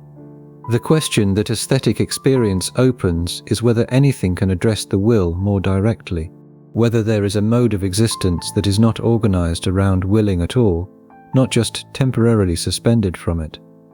Schopenhauer finds a partial answer in another art form, one he gives a unique place in his system. The structure rather than the mood. But Schopenhauer gives music a position in his system that no other art holds, and the reason reveals something about the will that is harder to see any other way. And to understand why, we need to see what he thinks all the other arts are doing, and then what music does instead. So every other art works by representing. Painting and sculpture depict human figures in states of desire, grief, joy, or resignation. They can capture the look of willing, the body in the attitude of longing, or triumph, or defeat. A painting can show a figure in grief, and through that depiction produce in the viewer some participation in grief. But the mechanism is mediated. The emotion in the viewer is produced through recognition of what the painting depicts. We see grief depicted, and we feel something about grief. Here is the turn. Literature traces the movement of willing through story, and character wants, pursues, achieves, loses, changes. Story is the art of willing made sequential, what the character desired, what stood in the way, what happened. Even architecture reflects the will in the formal relationships of load and support, gravity and resistance, the play between weight pressing down and the structure's resistance to it. These arts represent the will at one remove. They show us willing from the outside, its expressions, its shapes, its drama. Look, music is different. Music does not represent willing, and it expresses it directly for the question we are tracing tonight. Not the will of a particular person wanting a particular thing, but the movement of striving itself, the inner character of reality as Schopenhauer understands it, made audible as tension and release, as departure and return, as the pressing that transforms every resolution into a new departure. Think about this. Listen to this structure in almost any Western classical music. A theme establishes a home key, a place of relative stability, and tension develops, a departure, a disruption, a movement into harmonic uncertainty. The music reaches for resolution, the resolution arrives, and for a moment it sounds like rest, but the resolution is not silence. The resolution lands as a new note in a new position from which the next phrase will depart. The music needs to move again. The apparent arrival has already become a new point of departure. Picture it, against the pressure of the will as the whole account starts to tighten. What we are seeing is the will made audible, not a particular human will, not the composer's personal desires or yours, but the shape of willing as such. The pressure toward resolution that transforms every resolution into the beginning of another pressure. What we are seeing is not a defect in the music or a failure of the composer to write something that arrives at rest. The pattern is what music is. The pattern is the will. Imagine the scene. We hear tension ask for release, and we hear release turn back into motion. The cycle is the same cycle we have been tracing in ordinary desire. Lack pressing toward an object. Object arriving and satisfying briefly. Satisfaction opening into the next press. But in music we hear this without being recruited into it. We are in contact with the shape of striving without being inside our own particular version of it. Here is why music can produce that particular quality of being shaken and stilled at the same time. Music is not soothing in the way that a warm room is soothing. It is not disturbing in the way that a direct threat is disturbing. It is something stranger, a proximity to the structure of the will without being lost inside it. We are hearing the movement of striving from a position that is briefly outside our own personal relationship to striving. Schopenhauer thinks this is why music moves us in a way that cannot be reduced to the representation of emotions. When a painting makes us sad, it is because it depicts something sad. The sadness is mediated through what the painting shows. When music makes us something, that hard-to-name state that is both sorrowful and elevated, and curiously complete, it is because we are in more direct contact with the inner character of reality, as Schopenhauer understands it. Not a picture of the will itself heard as movement. This gives music a special place among the interruptions of willing, while the larger problem remains in view. Art in general suspends the will by lifting attention into will-less seeing. Music does something more direct. It places us in contact with the movement of willing from the position of a listener, rather than a willer. We hear the tension and release as structure rather than living it as pressure. We understand, from the inside of the music, what desire is doing, without being trapped inside our own desire while understanding it. The chord resolves. The release sounds, for a moment, like completion. And then the music needs another phrase, and the next phrase needs its own tension, and the resolution of that tension will be as brief as the first. The pattern is audible. The argument is heard, and hearing it from inside the music is different from reading about it, because the hearing is a form of contact with a structure that is closer to understanding from within than any description from without can achieve.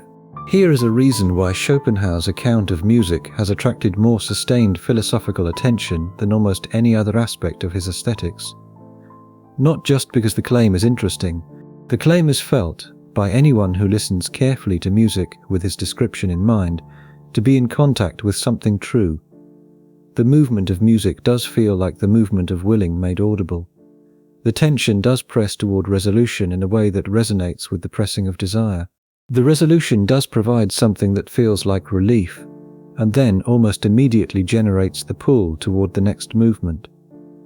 What we are seeing is not proof of Schopenhauer's metaphysical claim, but it is evidence that his phenomenological observation is accurate. Music exhibits the structure of striving in a form that can be heard and recognized. And recognizing it in music from the outside, from the position of a listener, is different from being inside it as a willer. The listener can hear the inevitability of the return to tension, hear the way resolution is never the end of the movement but only a moment in it, hear the whole pattern as a pattern, not just as the current moment of the pattern experienced from within. What we are seeing is the specific contribution that music makes, for Schopenhauer, beyond what other arts offer. Painting can show a willing creature in a state of desire. Literature can trace the movement of willing through time. But music can make the structure of willing itself audible, in a form that positions the listener outside the personal version of the structure they inhabit. The pattern is heard, not just lived, and hearing a pattern is the beginning of understanding it, which is different from being driven by it without knowing its shape. Whether this understanding changes experience inside the pattern is a further question. Knowing the shape of the desire loop, even hearing it clearly, does not step outside the loop. The music ends and the loop resumes, but the quality of knowing is different. Here is something less mysterious about the pressing after hearing the structure from outside it. Whether that reduced mystery is a gain or a loss, Schopenhauer does not say. He describes what music reveals. What we do with the revelation is our own. Let's stay with one more dimension of music's role in the argument. Music for Schopenhauer is not only evidence about the will, it is also, paradoxically, one of the strongest arguments for the claim that the will has a structure. If desire were random dissatisfaction, mere noise without pattern, then there would be no reason for music to resonate with it the way it does. The fact that music, organized around tension and release, presses toward resolution in exactly the way desire presses toward its object, and then fails to finally rest exactly the way desire fails to finally rest, suggests that desire does have a shape. The shape is not arbitrary. It is the shape of willing as such. This matters for the argument because one of the most natural objections to Schopenhauer's account of desire is that he overstates it. Maybe dissatisfaction is random. Maybe the thinning of relief is just a feature of how the nervous system habituates to stimuli, an adaptation without deeper meaning. Maybe the restlessness is biological noise rather than the expression of a metaphysical will. Music does not refute this objection philosophically, but it does something almost as useful. It makes the structure of willing audible in a form that is not about any particular nervous system or any particular biological need. The tension-release tension structure appears in music across cultures, across historical periods, across wildly different tonal systems and compositional conventions. The specific forms vary enormously. The underlying structure, something like pressing toward resolution and then departing again, appears with striking consistency. Whether that consistency proves Schopenhauer's metaphysical claim is another question, but it does suggest that the pattern he is pointing at in desire is not merely an artifact of one person's unhappy psychology or one culture's particular way of organizing experience. It appears wherever humans organize sound into music because it is somehow fundamental to how willing creatures experience time and anticipation and arrival. And hearing that pattern in music from the position of a listener is one of the few ways we can encounter it from outside rather than from within. We are temporarily outside the personal version of the mechanism, hearing its shape in organized sound. Whether that produces understanding or only a feeling of recognition is hard to say. But recognition is not nothing. Recognizing the shape of something you are inside is the beginning of seeing it clearly. For our argument about the desire loop, music offers this: a way of knowing the structure of striving that is not itself striving. The listener can hear what desire is doing in the abstract and purified form that music makes available, without being in the grip of a particular desire. That knowledge is not escape, but it is a different relationship to the mechanism than the ordinary one of being inside it without being able to see it from outside. So here is where we stand. We have found two ways in which the will's dominance over experience can be interrupted.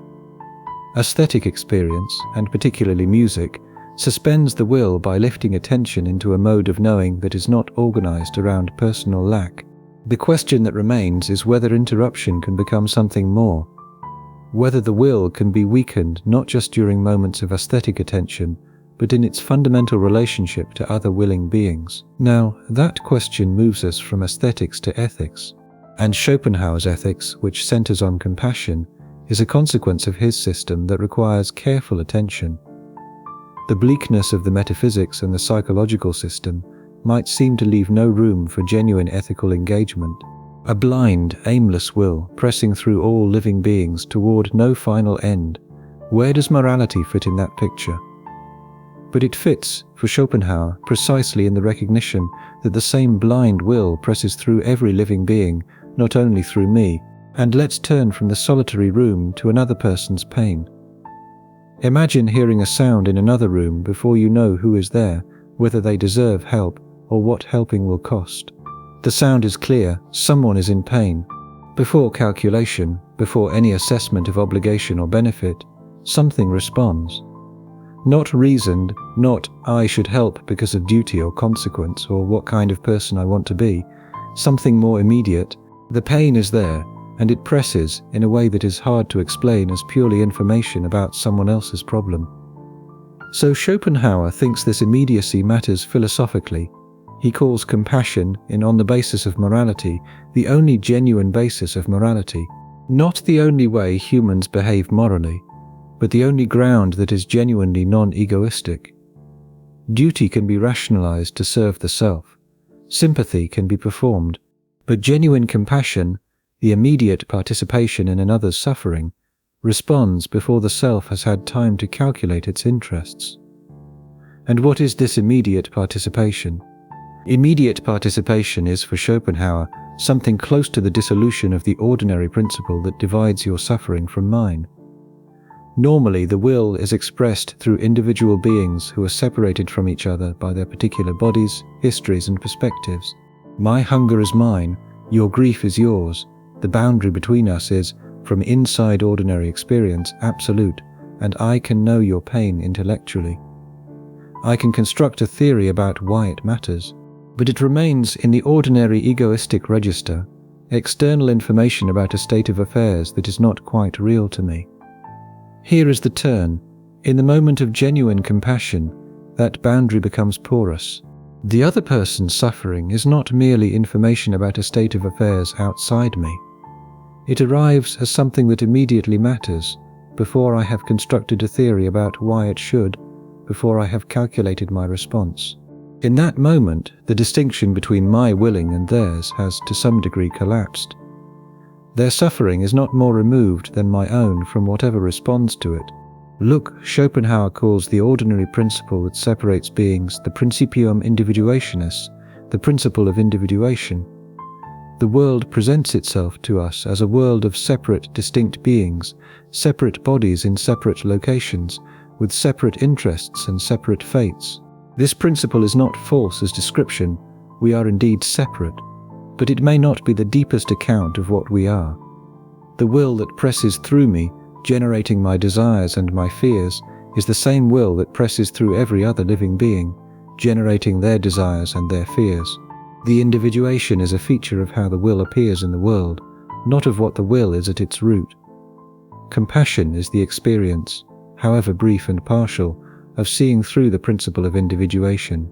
The suffering in the other room is recognized not as foreign information, but as something continuous with one's own willing and suffering. The self's claim to be the only center of real concern is briefly weakened. One feels the other's suffering immediately, and in doing so participates in a recognition that the hard boundary between self and other is not as absolute as the egoistic will insists. This does not produce happiness. Compassion is not a wellness technique. To genuinely participate in another's suffering is to suffer alongside them, and Schopenhauer would say that this is exactly the point.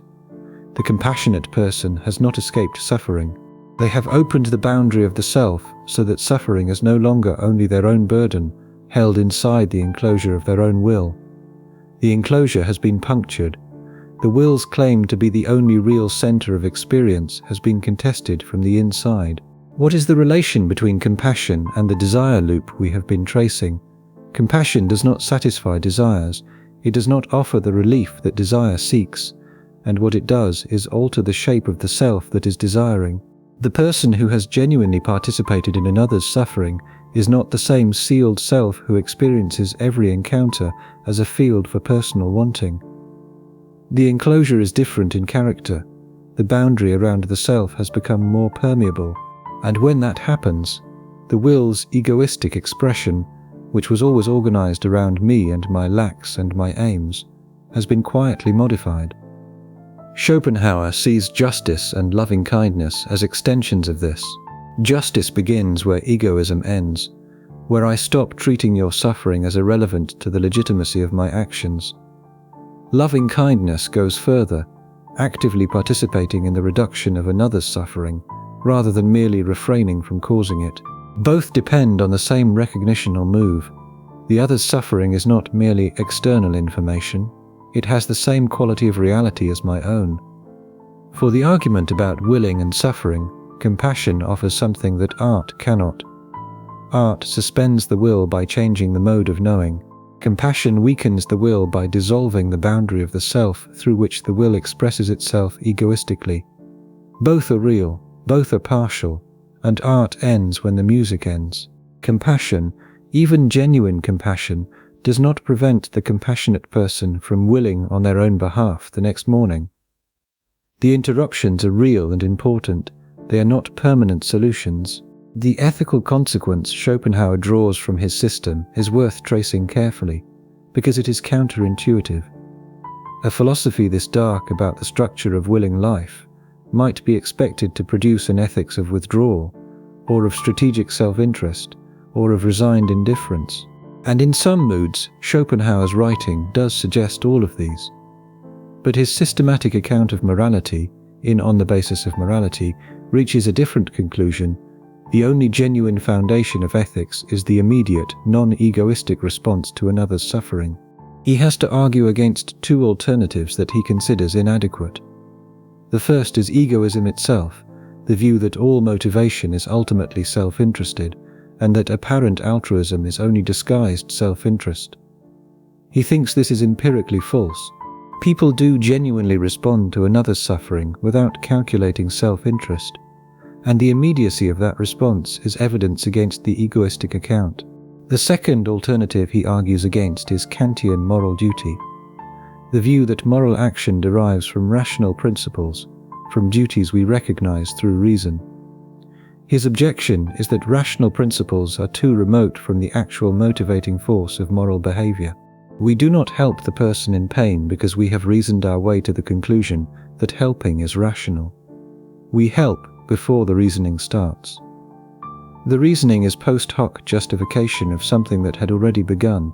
What begins in the moment of genuine compassion is something that does not pass through the self's calculation. It passes through a recognition that the other's suffering is real in the same way that my suffering is real. Not more real, not less real. The same quality of reality. And once that recognition occurs, the usual self-interested calculation is, for a moment, suspended. Because the calculation assumes a hard boundary between my interests and yours, and the recognition of shared suffering has, for a moment, made that boundary porous. What we are seeing is not Schopenhauer offering a path to happiness. Compassion, he is clear, involves suffering alongside another. but it does offer something the desire loop cannot. A moment in which the self's claim to be the only real center of experience is genuinely loosened. And that loosening is, in his system, a form of moral progress, not because it makes the compassionate person feel better, but because it brings them into a more honest relationship with the shared condition of all willing beings.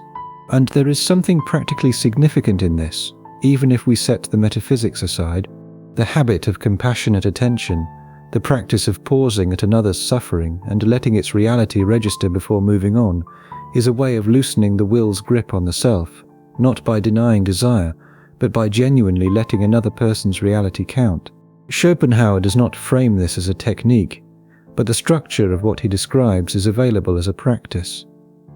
The question that compassion opens, and that we are not yet able to answer, is whether there is anything that can address the will more directly than interruption, whether there is a way out of the loop that does not suspend it temporarily but reaches something more fundamental.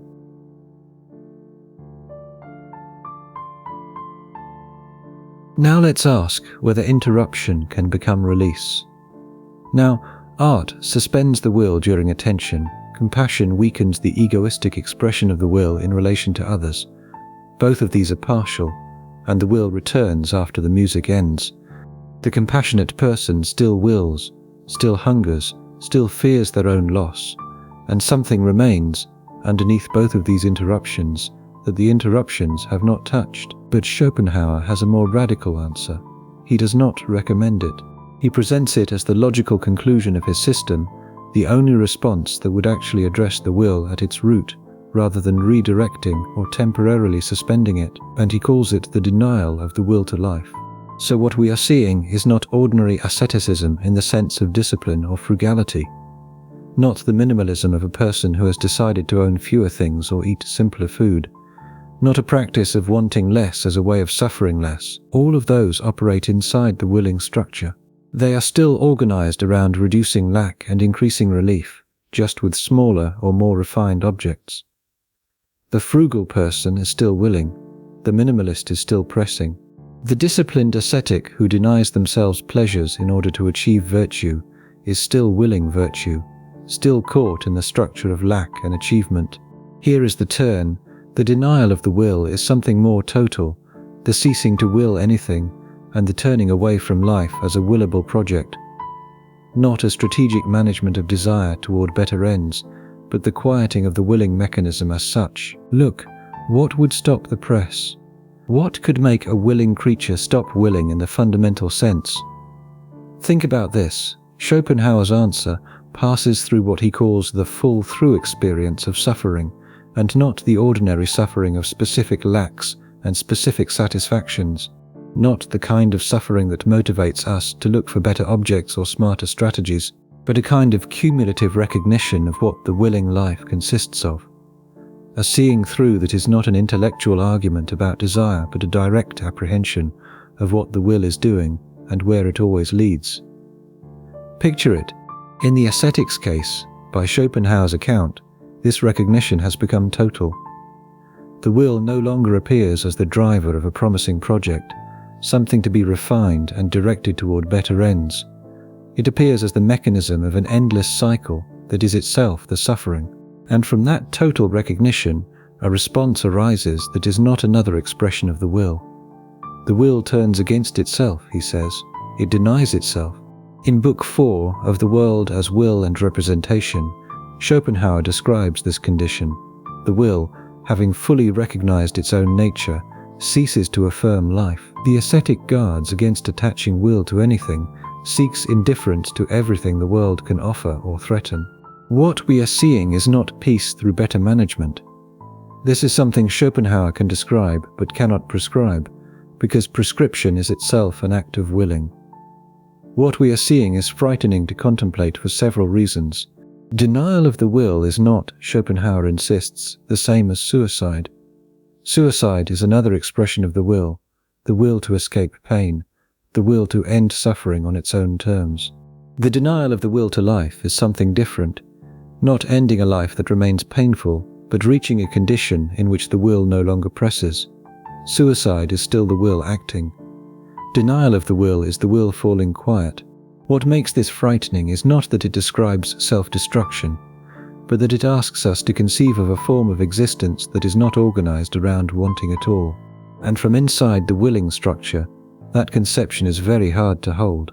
What would it mean to want nothing, not to have one's wants satisfied, and not to have found objects adequate to the will's pressing, but to have the whole machinery of lack, pursuit, relief, and renewed lack not be running? The word release does not quite capture it, because release still sounds like something we want, an aim, a goal, a relief from a current pressure. Denial of the will is not an aim. It cannot be wanted without contradiction, because wanting it is still willing, still the mechanism operating. You cannot desire freedom from desire without that desire being another expression of what you are trying to leave. The exit from the desire loop cannot be entered through desire. What we are seeing is part of why Schopenhauer does not frame it as advice. He describes it as something that happens through the person rather than something they plan and execute. It follows from a total seeing through rather than from a strategy for improvement. You cannot decide to deny the will the way you decide to change your diet. The decision would be another expression of the will. He draws on mystical traditions across religions, in Christian mysticism, in Buddhist renunciation, in Hindu asceticism, not to endorse any particular religious claim, but because these traditions describe something he recognizes, the condition of a person in whom the ordinary machinery of wanting has, to some degree, stopped pressing. He takes these figures seriously as evidence that the condition he is describing is not merely theoretical. People have apparently reached or approached the condition he is pointing at. Whether they reached it in the way he describes is less important than the fact that the condition itself appears to be real. We can understand why someone might long for the silence he describes, and still recoil from what he thinks silence finally requires. The denial of the will is not attractive as advice. The conclusion is severe. It says, the only complete escape from the desire loop is not a better version of life inside the loop. What remains is the refusal of the loop's operating condition, and that refusal cannot be planned, pursued, or achieved through the kind of willing agency that still belongs to the will. Let's look at who Schopenhauer points to when he tries to show that the condition he is describing is not merely theoretical. He points to the Christian mystics, figures like Meister Eckhart, who describe a state of union or stillness that is not the satisfaction of a desire, but the quieting of the will's claim on the self. He points to certain Hindu ascetic traditions, in which practitioners pursue a form of detachment that is not strategic management of desire, but something more radical, a loosening of the will's grip on experience that is described in terms closer to dissolution than discipline. He points to Buddhism, where the recognition of desire as the source of suffering leads not to the suppression of individual desires, but to a practice of attending to the structure of craving itself, until craving loosens its hold. He is not saying these traditions are the same as his philosophy, or that their religious claims are true.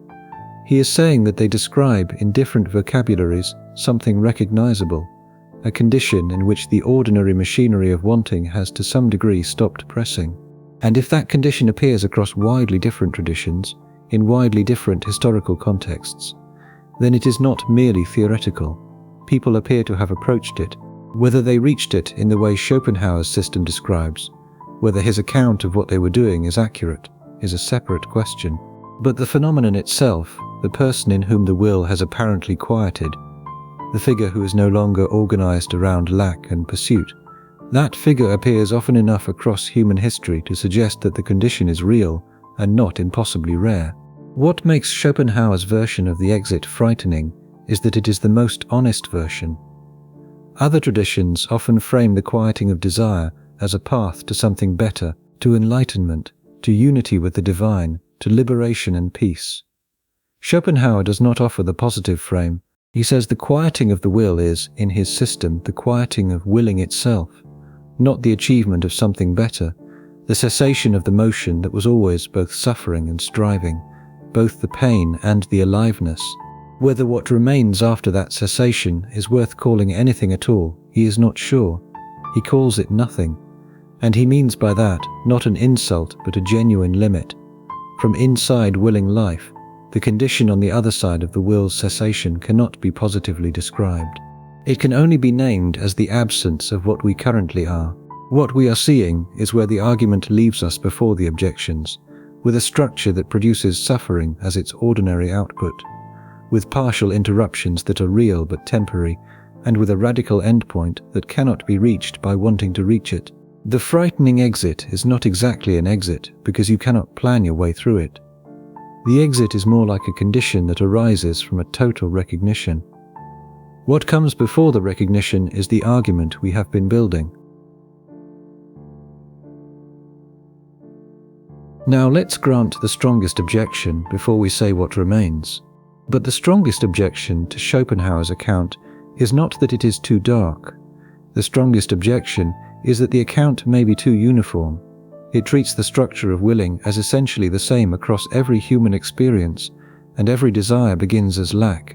Every satisfaction is relief-like and temporary, and every quieted wish opens into boredom or new wanting.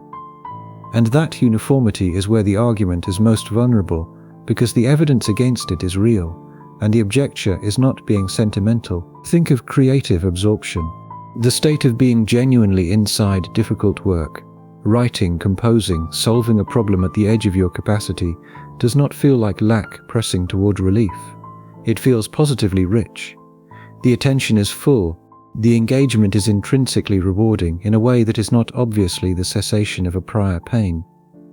You are not suffering while absorbed in something you are genuinely good at and genuinely care about. The end of the session does not always produce relief from a prior ache. It can produce a kind of satisfaction that seems qualitatively different from the cessation of hunger. Think of love, not the early desire of love, where Schopenhauer's account bites most clearly, but the quieter long-term fact of being known and loved by someone. The sustained recognition, the presence that makes absence different in quality from other absences, is that only relief from loneliness, and something seems wrong with that reduction. It seems to flatten something that is genuinely more than the cessation of a pressure.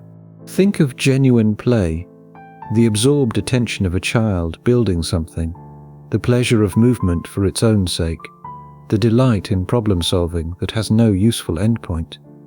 These experiences do not obviously fit the lack and relief structure. They seem to be their own positive condition, present in themselves rather than defined by the removal of something negative. These objections do not show that Schopenhauer is wrong, but they do show that his account may be overstated, that it captures something true and important about a large class of willing experiences, while overclaiming when it applies the same structure to the full range of what humans can experience. Here there is also a deeper objection at the metaphysical level. His claim that the will is a thing in itself, the inner character of reality operating through every living being, is philosophically very large. The evidence he cites for it, the feeling of our own willing, is evidence for something about human psychology. That evidence does not obviously support a claim about the inner character of granite or of the electromagnetic field.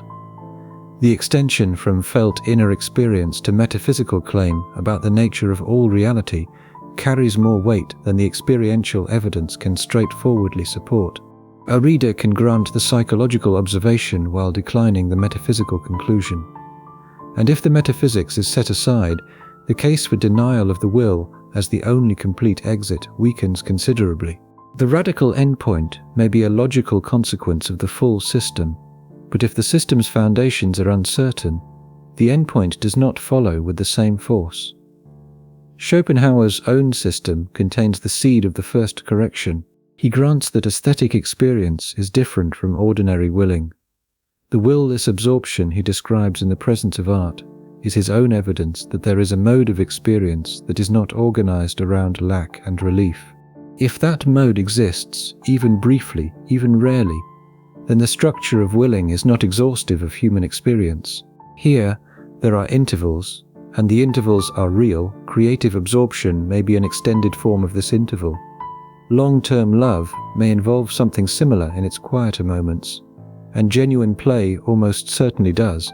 What we have here are not trivially different from ordinary desire-satisfaction cycles. They seem to represent a different quality of experience, available to some people in some contexts. But even granting the objections, something survives. And what survives is the distinction. Satisfying a desire is not the same as ending the structure of desire inside the rhythm Schopenhauer wants us to inspect. That claim is more modest than Schopenhauer's full system. It does not require the will as a metaphysical thing in itself, and it does not require the pessimism about life in general. It does not require the denial of genuine positive pleasures, creative absorptions, or the richness of love. It only requires this, that the ordinary promise of desire, the sense that satisfaction will bring the rest you expect, is regularly not fulfilled. That relief is temporary not because you chose the wrong object, but because relief and rest are structurally different conditions. That the will keeps generating new pressure, not because something has gone wrong, but because willing is a process, not a destination. The objector who says Schopenhauer is too dark is right that he may be too dark. The absorption in creative work is not nothing. The love is not reducible to relief from loneliness, and the play is not secretly suffering in a different form. What we have here are real and distinct experiences, and they deserve more than Schopenhauer gives them. But the objector who says these exceptions disprove Schopenhauer's core observation is also wrong. The existence of richer satisfactions does not dissolve the question of why even the richest satisfactions thin over time, why the completed great work produces something that resembles boredom in its aftermath, why the long-term love generates anxiety about its continuity alongside the experience of its fullness. What we have here are not arguments against love and work and play. They are the mechanism operating alongside them, beneath them, as the persistent background against which they appear. Imagine accepting every genuine joy in life, the creative absorption, the love, the play, while still noticing that no joy permanently ends wanting. These joys are real. They do not invalidate the observation that the machinery of lack, pursuit, relief, and renewed lack is also real and is also running most of the time. Both things can be true. The richer satisfactions exist, and the mechanism runs underneath them. The completed page returns now with a different weight.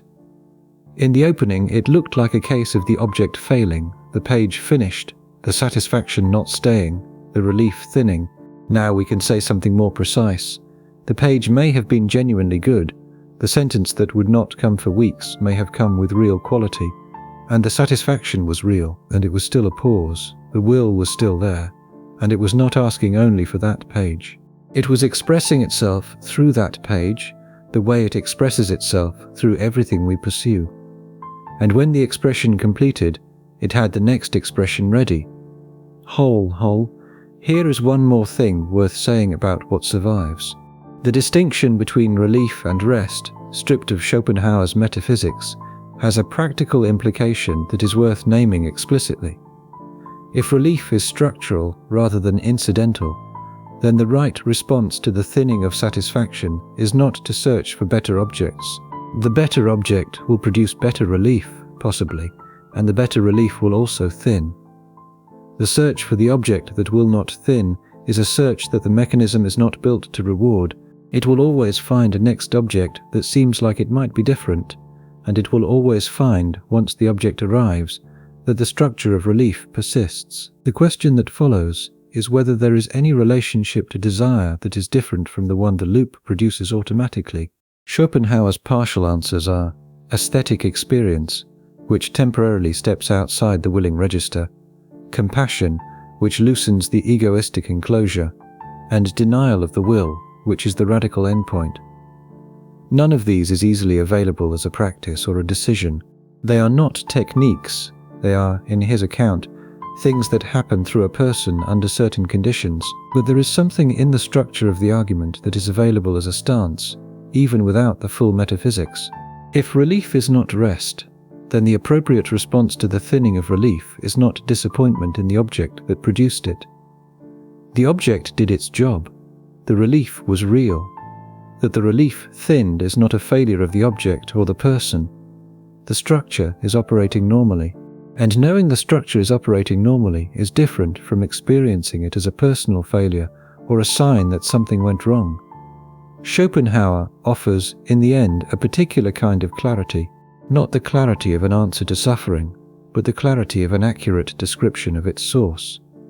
And accurate descriptions, even of uncomfortable things, have a quality that is different from false reassurance. The false reassurance that the next object will finally deliver rest produces a cycle of disappointment. The accurate description that relief is structurally different from rest produces, at minimum, a different relationship to the disappointment. Whether that is a gain, each person has to decide. What survives Schopenhauer's strongest objections is this compressed claim. We treat desire as a path that ends in rest. He shows us that the path does not end in rest.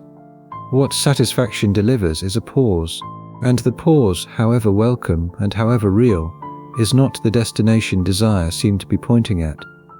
We do not have to become Schopenhauerians to feel the pressure of that distinction. We only have to have lived inside the desire loop long enough to recognize the pattern he is pointing at. The room after satisfaction is where we began, and it is where we should end. Not because the argument has resolved it, but because the argument has changed what the room is showing us. In the opening, the hand moving again after the page was finished looked like a private failure, ingratitude, restlessness, the inability to hold what arrived. The ordinary explanation kept the trouble small. The object was not quite right. The mood was off. Next time will be different. Schopenhauer's disturbing thought is not that we want too much. Schopenhauer's thought is that wanting may be built so that no object can give it what it seems to ask for. Not because the objects fail, but because the wanting is not oriented toward objects in the final sense. Objects are vehicles. The willing is the engine, and the engine does not stop when one vehicle has served its purpose. We traced this through several layers. Desire begins in lack, the felt deficiency pressing for removal. Satisfaction is relief from that pressure, real but temporary, structured around the ending of a pain rather than the arrival of a positive fullness. Boredom exposes the will when no object is pressing, showing that the restlessness was never about finding the right object. The will beneath the wish is blind and continuous, expressing itself through individual desires without being addressed by any of them. Suffering follows structurally from this, not accidentally. Art offers a temporary suspension in which the will falls quiet and knowing becomes briefly disinterested. Music makes the structure of striving audible, the tension, the release, the return to tension. Compassion weakens the enclosure of egoistic willing by dissolving the hard boundary between self and other. Denial of the will reaches towards something more radical, but cannot be reached by wanting. What remains after the objections is a distinction that does not require the full system to carry weight. Satisfying a desire is not the same as ending the structure of desire. Relief is real, rest is different, and the ordinary promise of desire, that getting what we want will finally settle the wanting, is a promise the mechanism is not built to keep. Others have tried to find a path through this that does not require Schopenhauer's severe conclusion. The Stoics would align desire with what is genuinely within our power, reducing the gap between what we want and what the world can reliably provide. Buddhist teaching recognizes desire as the source of suffering, but describes a middle path that loosens craving without requiring the total negation Schopenhauer imagines. Nietzsche read Schopenhauer young, was moved by him, and then turned against him, not denying that willing involves suffering, but insisting that the task is a different affirmation of life and its suffering, a saying yes to the full character of existence. Whether that affirmation holds up under the pressure of Schopenhauer's diagnosis is a question with its own long investigation. The room after satisfaction is still there. The page is finished. The relief thins. The hand begins moving again. What Schopenhauer contributes is the precision of the diagnosis. That movement is not a failure of gratitude or discipline. That movement is the will, doing what the will does, expressing itself through one completed thing, and already reaching for the next. The question that follows, why, and is that all, is the question that was always underneath the wanting. What Schopenhauer gives us is not an answer to that question in the sense of a resolution. He gives us a more exact account of what the question is, and sometimes that is the most honest thing philosophy can do.